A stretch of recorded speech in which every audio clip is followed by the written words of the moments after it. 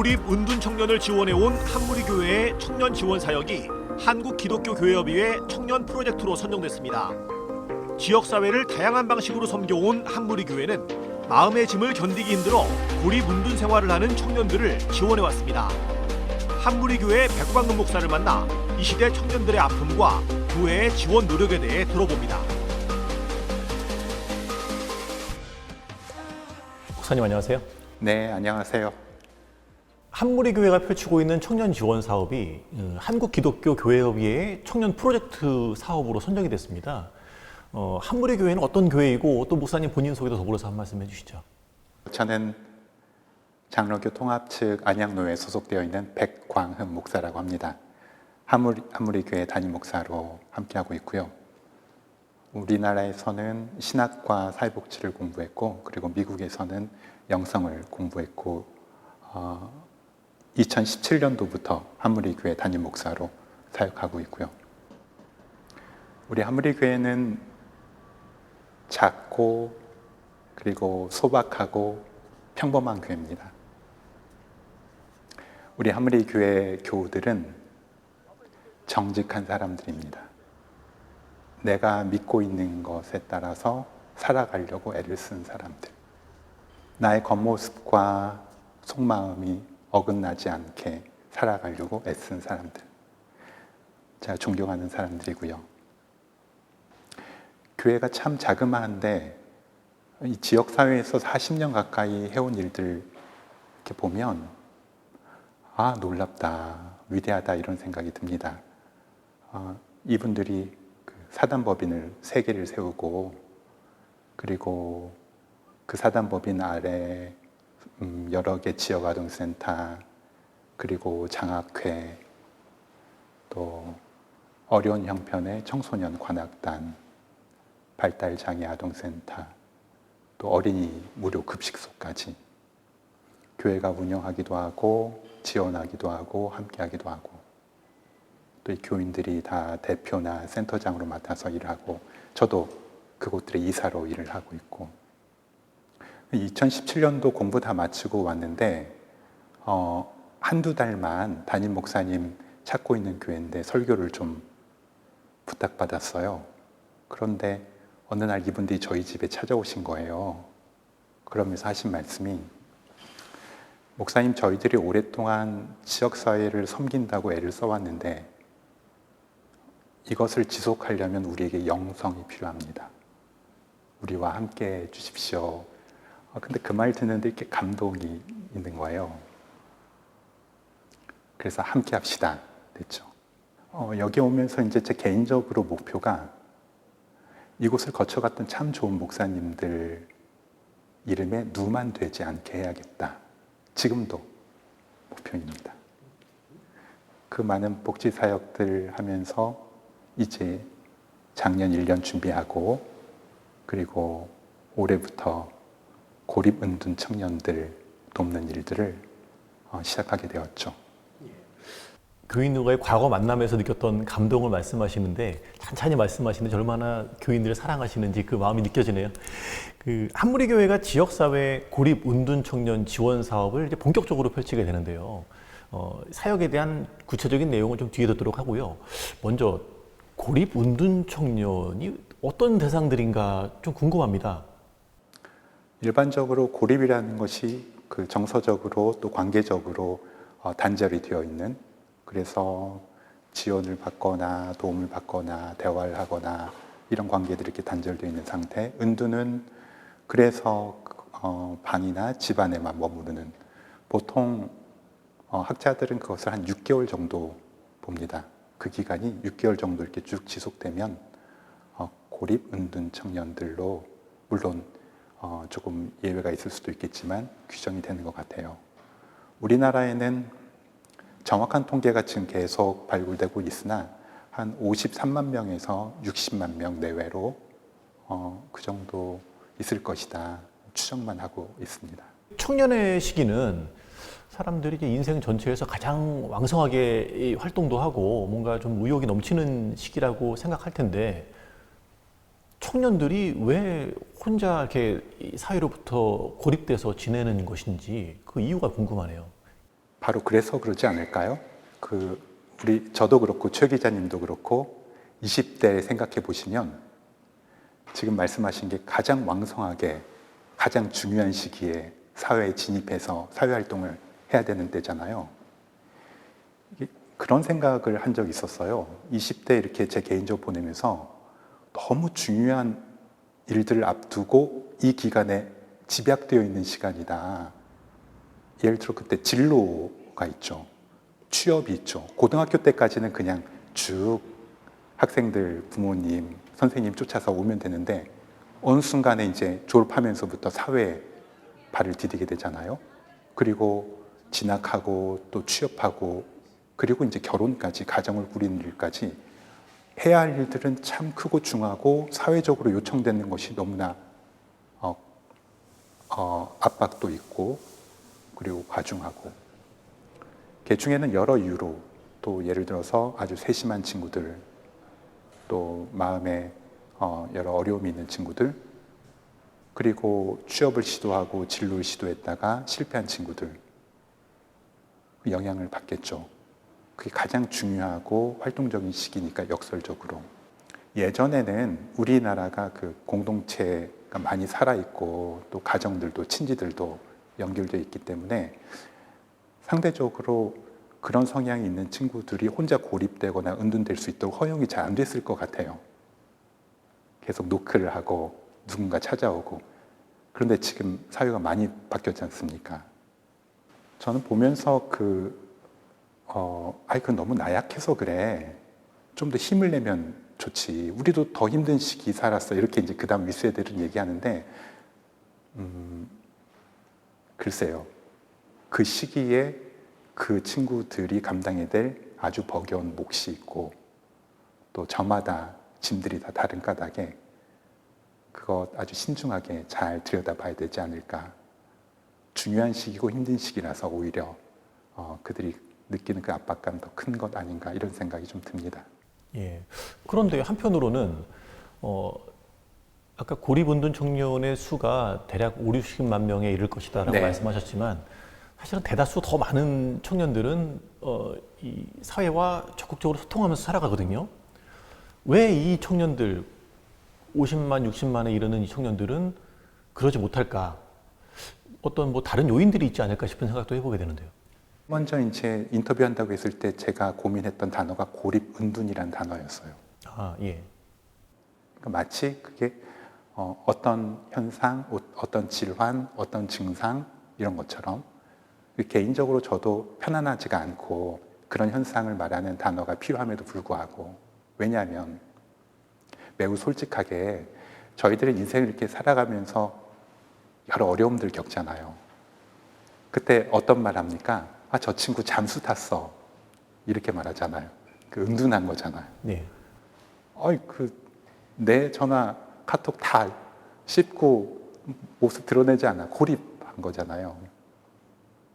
근데 이제 저희들은 그때마다 누군가 손을 내미는 친구들 있고 또 마음에 힘이 좀 남아 있어서 다시 시작해야지 하고 박차고 나갔지만 그러지 못한 친구들도 분명히 있을 것이고 그게 청년 시기뿐만 아니라 장년, 노년기에도 언제든지 나타날 수 있는 일들이고 그래서 물론 이제 여러 이유가 있겠지만 고립과 은둔이라는 것들은 특별한 것이 아니라고 우리 모두가 경험할 수 있는 근데 그 친구들은 어쩌면 그때 선택지가 그거 외에는 자기 방이라는 동굴 속으로 들어가고 처음에는 그렇게 오래 들어갈지 모르고 들어갔는데 나중에는 계속 무기력해짐에 힘들어하고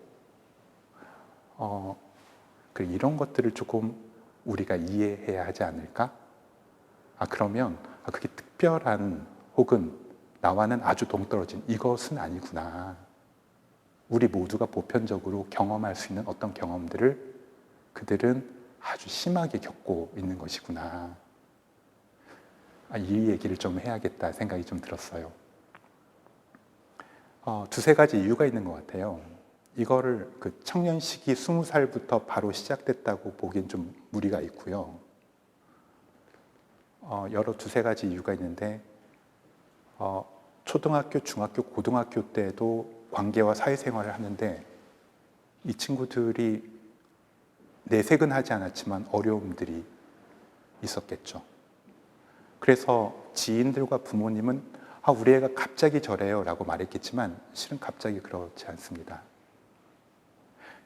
저희들 갑자기 일어난 일은 없잖아요. 내면이 무너지기 시작한 거죠. 저도 최 기자님도 내면이 무너지지만 모르거나 꾹꾹 누르면서 그냥 사회생활 하는 거지 않습니까? 그러다가 어느 순간 더 이상 하중을 견디지 못하고 와르르 무너지는. 그러니까 매우 많은 친구들이 우리가 청년이라고 해서 20세부터 이렇게 보긴 하지만 그 징조는 꽤 많은 친구들이 그 전부터 있었을 것이고 실제로 그랬고 저희 어른들과 사회가 많이 세심하게 보지 못했던 거죠. 그리고 또 한 가지 매우 중요한 건 학교 교육이 이 사회의 모든 분위기와 가치가 응집되어 있는 곳이잖아요. 유치원, 초등학교, 중학교, 고등학교 때까지. 그러니까 저희들은 이렇게 살아가는데 어른들이 지향하고 만들어낸 가치와 신념과 열망과 갈망과 욕망이 그대로 응집되는 곳이 학교. 예를 들어서 우리 사회가 극도로 경쟁적인 사회가 되면 그게 그 아이들에게, 그 교실에게 그대로 응집될 거 아닙니까? 그렇죠. 예. 그러면 우리들에게 어느 정도 면역력이 있어서 살아간다고 하지만 그 아이들은 그것을 오롯이 자기 몸으로 다 받아내면서 학교 생활을 해야 되잖아요. 어떤 때는 말할 친구가 있어서 말하지만 그렇지 못한 친구들도 아주 많을 거 아닙니까? 그렇게 해서 고등학교 시절 딱 졸업하고 났는데 이제 본격적으로 아주 험한 사회에 내던져지는 거잖아요. 더군다나 지금 우리가 살고 있는 시대는 우리 자녀들이 부모들보다 훨씬 수입이나 소득이나 재산이나 경제적 환경이 어려운 시대를 살고 있는데 어찌 보면 너무 당연한 측면이죠. 그래 이것을 그 한 개인과 우리 친구들의 어떤 정서적이거나 성격적이거나 오로지 거기에만 귀결해서 이렇게 보는 것은 그렇게 바람직하지도 않고 너무 가혹하다. 우리가 이제 교회가 청년들을 지원하는 사역에 대해서 이야기를 나누고 있지만 교회 지원이 도움이 될 수 있을까라고 하는 생각을 해보게 돼요. 왜 그러냐면 사회로부터 단절돼서 지내는 청년들이잖아요. 교회가 손을 내민다고 이 손을 잡을까 싶기도 하고요. 교회 지원이 도움이 되는 것인가 하는 근본적인 궁금증을 갖게 되는데요. 너무너무 중요한 질문인데요. 왜냐하면 그 질문 안에는 교회의 역할과 가치, 교회 모습이 어떠해야 되는지가 들어가 있는 질문이니까 그렇죠. 3cm 문턱이라고 해요. 집 밖, 그 집과 아파트나 주택 나오는. 근데 그 3cm 문턱이 높아서 넘어오질 못하는데, 그러니까 그 3cm밖에 되지 않는데, 하지만 그 친구들은 그게 3m가 될지 30m가 될지 모르잖아요. 근데 교회 문턱이 3m이면 어떻게 교회로 들어오거나 교회가 내미는 손을 잡을 수 있겠습니까? 그래서 제가 최 기자님 지금 이 질문이 너무 중요하다고 했던 질문. 근데 실은 우리가 다 예수님의 제자들인데 예수님의 문턱은 너무 낮은 문턱 아니었습니까? 누구나 다 올 수 있는 문턱, 누구나 다 그분의 식사 자리에 참여할 수 있는 문턱이었잖아요. 지역사회, 교회 이게 아니고 오히려 문턱 세우려고 하는 바리새인들과 종교학자들 예수님 맨날 야단치셨잖아요. 실은 그 부분이 저희 교회와 또 제가 지향하고 있는 가치이기도 하고 나가기도 하는 방향이고 지난 수십 년 동안에 소리 없이 이렇게 저희 교회들 할 일 하고 저도 그냥 할 일 했는데 이 언론에 노출돼야 되나 이게 참 불편한 마음이 있었는데 이것 때문에 오케이를 한 거였거든요. 네. 3cm 문턱도 넘기 힘든 친구들이 교회 문턱이 30cm, 3m면 어떻게 들어올 수 있겠습니까? 이건 목사인 저희와 우리 한국교회와 우리 교인들이 아주 깊이 생각해야 될 문제가 아닐까. 매우 근원적으로 거기에 달려있다 생각해요. 예. 이제 그런 문턱을 낮추는 마음으로 지역사회 청년들에게 다가갈 텐데 이제 그동안의 경험을 살려서 또 특별히 외부의 지원을 받아서 청년 지원 사역을 확대하는 시점에 와 있습니다. 네. 앞으로 이제 어떻게 은둔 고립 청년들에게 다가갈 것인지 그들을 도울 수 있을 것인지 방법 계획에 대해서 말씀해 주시죠. 보건사회연구소 그 자료들을 이렇게 보니까 약 73%, 78% 정도 청년들이 SNS로는 연결되어 있어요. 그러니까 고립 은둔 청년들을 만날 때 가장 중요한 동기와 소망과 그리고 우리들에게 희망의 빛이 뭐냐면 비록 지금은 고립과 은둔이라는 선택지를 선택했어도 은둔이라는 장소 속에 머물러 있어도 그 친구들 마음속에 연결되고 싶다는 갈망이 있다는 거예요. 관계 맺고 싶다는 갈망이 있다는 거예요. 네. 그러니까 그 갈망이 희망의 끈입니다.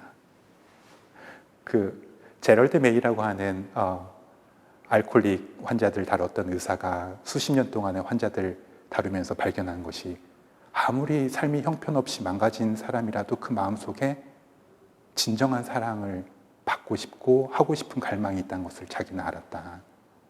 이게 하나님은 우리에게 주신 근원적인 열망이다 말했던 것처럼 이 친구들 안에도 비록 지금 고립과 은둔의 삶을 선택했지만 연결되고 싶은 거예요. 그래서 나름대로 애를 쓰고 있는 거죠. 우리나라 사회의 그래도 SNS와 인터넷이 이 친구들과 접촉할 수 있게 해줍니다. 세 가지 부분이 될 것 같은데요. 커뮤니티나 소모임이나 여러 또래 모임에 적극적으로 초청을 할 것이고요. 거기에서 좀 더 어려운 친구들은 저희 팀에 있는 전문 상담 선생님들, 상담 교수들 이렇게 연결해 드릴 것이고요. 정말 힘든 상황에 있는 친구들이 있겠죠. 아주 밑바닥에 한 발짝 내딛기도 정말 힘든 친구들.